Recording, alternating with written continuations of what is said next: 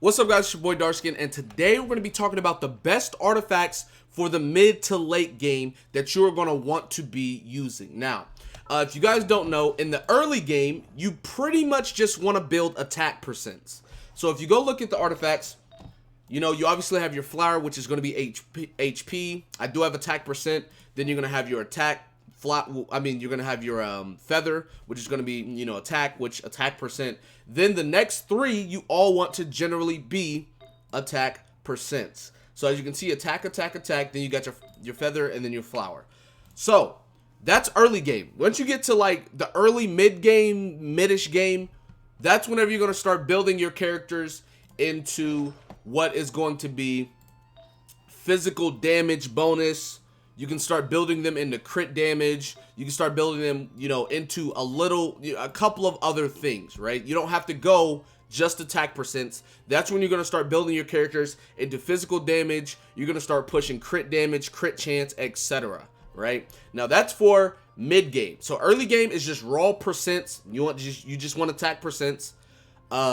Then going into mid game, you're going to be doing physical damage, crit damage, stuff like that. Once you get into the mid to late game, or the late game aspect of it, your builds are going to change completely. Now, I know D-Luke is a fan favorite for a lot of people, so I'm going to be using him as an example as far as, you know, talking about, you know, what you should be building. So if you go up here, you click this book, and you go to domains, it's going to have a whole bunch of these. Now, if you click up here and go to artifacts, this is where you're going to be able to see the late game artifacts. Granted, you obviously have to be a little bit higher leveled. If you're like level 10, level 15, level 20, these probably aren't going to pop up for you. You're probably not going to be able to get these anytime soon. But if you're like AR 30, 35, etc., these are going to be what you are looking at to be getting pretty soon. Once you hit like AR 40, this is what you should be going for, right? So AR 35, potentially AR 40, this is what you should be going for. We're going to be looking at the Crimson Witch of the Flame set, just for an example. So if you look at this set, pyro damage bonus plus 15% on the two-piece, right? Now, that alone is going to make D-Luke dish out a lot more damage because of how he works, right? His E ability has 3 procs. His ultimate throws a Firebird, and then he gets fire damage on his weapon. Now, it doesn't stop there. Let's go on to the 4-piece set.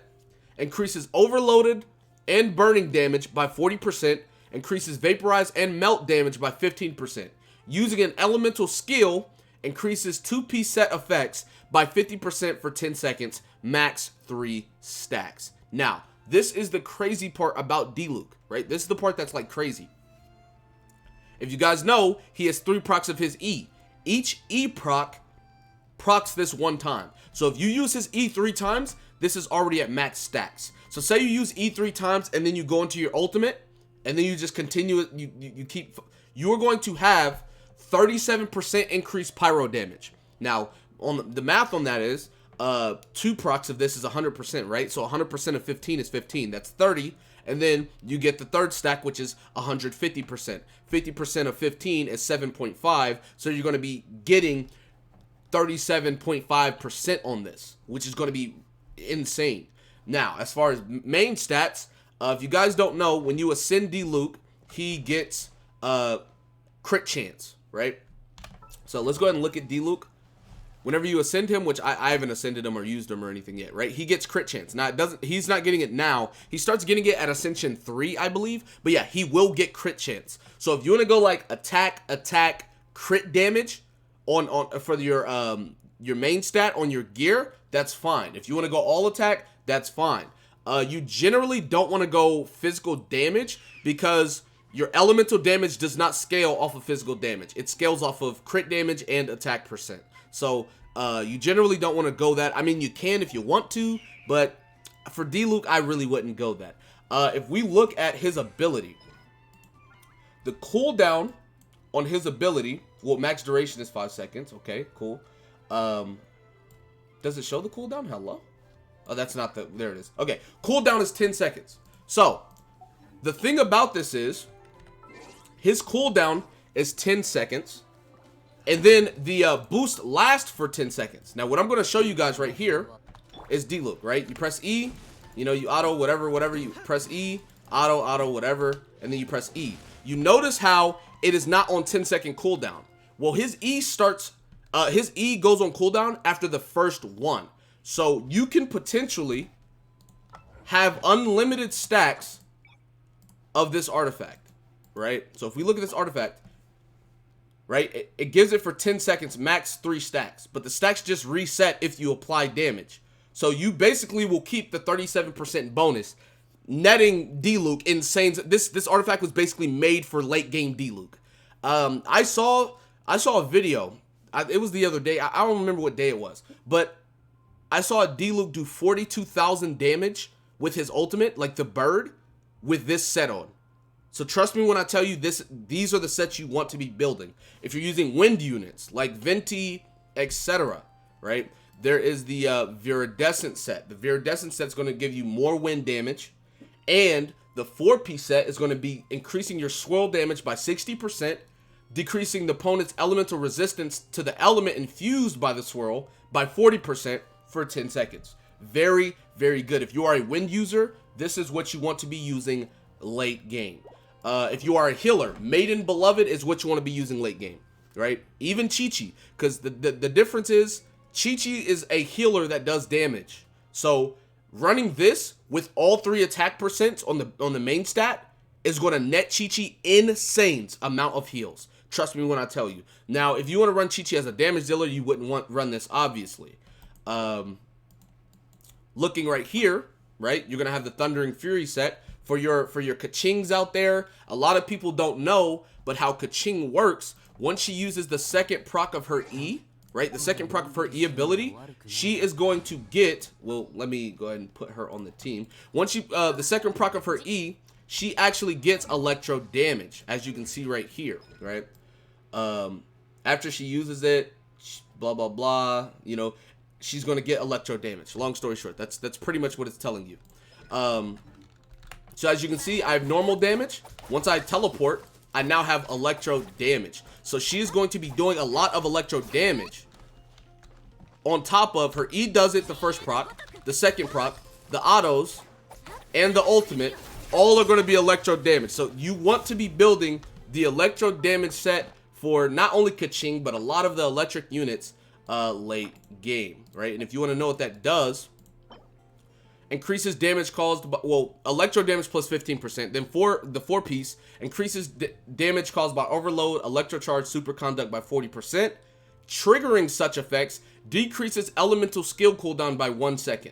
Can only occur once every 0.8 seconds. So this is going to be really, really good. If you are triggering these, which you want to be doing, you're going to be getting, her teleport is going to be up a lot more, meaning that her auto attacks are going to be electro a lot more, meaning she's going to be dishing out a lot more electro damage, etc. So it just all continuously cycles through itself.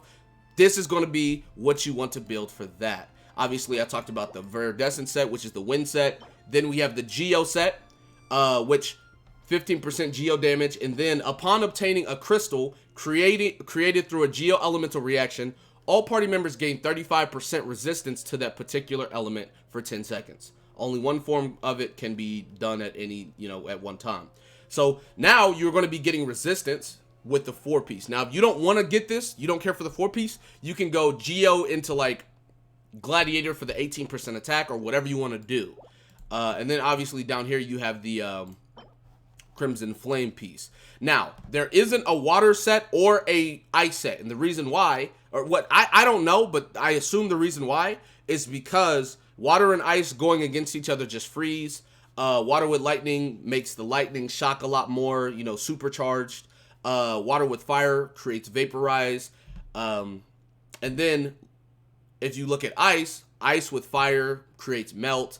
Ice with lightning creates superconduct. So in basically all the instances, water and ice are not really doing damage. They're just doing a sort of effect. Now, obviously, melt and vaporize do damage, but the fire is melting the ice and the fire is vaporizing the water. So they are technically not in the equation at that point. So I assume that's why water, and you got to look at the characters. Most of the characters that are water or ice are generally like utility support, right? Chi-Chi is a healer. Chong Young, he can do damage, but he gives ice to the team. If you look at Jin Kui, damage negation, and he can heal. You look at Barbara, she's a healer. Mona does damage, right? Don't make no mistake, but she scales off of energy recharge. She's kind of about cycling ults, so that's why ice and water don't have these sets. But as far as fire, electro, well, pyro, electro, and then anemo, these are what you want to be building late game. Now, Geo as well, if they're a damage dealer. Noelle's not a damage dealer, so you wouldn't be building that. But there's a second set that gives you increased shield strength. There's a lot of different sets here, right? This one's obviously electro resistance. This is fire resistance. This one is the shield strength. This one is the healing one. So you guys definitely need to go to this tab and check these out. Now, if you want to look at this one right here also gives you physical damage. If you are someone like Beto, she's an electro unit, but Beto auto attacks, like her E ability is just the counter, and then her ultimate doesn't give her electro damage. It does electro damage after she attacks. So physical damage is going to be for those people that have characters that pretty much only auto attack and don't do that much elemental damage, like Beto, pretty much any character that's like that. I just know Beto for a fact. But anyways, yeah, these are all the things you want to be using, whether it is the physical damage bonus right here, whether it's the Crimson Witch of the Flames, whether it's this Geo one, the Viridescent one, or if you are using Thundering Fury. These are what you want to be using late game for sure. But anyways, that's going to be it for this video. Be sure to give it a like, subscribe to the channel if you're new, comment down below, tell me what you guys did in the comment section below. With that being said, I'll see you guys next time. Peace.